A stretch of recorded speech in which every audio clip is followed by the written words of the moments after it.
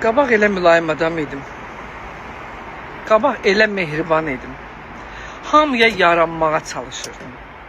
İstəyirdim hamıya sağ ol desin. Sanki möhtac idim onu. Təşəkkür almaq üçün ürəyim gedirdi biri desin ki sağ ol. İndi bilsən nətəriyəm. Heç belə mənə maraqlı da deyil. Heç belə mənim vecimə də deyil ki mənim haqqımda nə düşünür.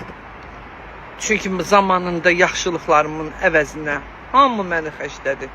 Deyim ki bir ikisi xəşləmədi, elə hamı xəşlədi. Ucdan tutma. İndi baxıram Səidə Bəkir qızını elə qəşəng xəşləyirsiniz.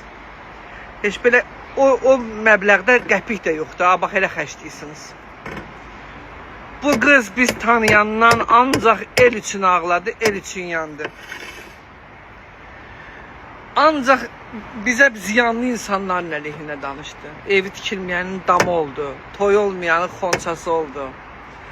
Sünnəti olmayanın dəlləyi oldu. Amma sizə yaranamadı. Kimisə zərər çəkmişin yerinə danışdı, çoxluq olduğunuz hücum elədiniz. İndi mənə də hücum eləyəsiniz, mən bilirəm. Mən Səidən şəxsən tanımıram. Heç nə mənim xeyrimə danışıb, nə şərimə danışıb. Amma kör deyiləm. Kimsə kördürsə, bu da mənim günahım deyil.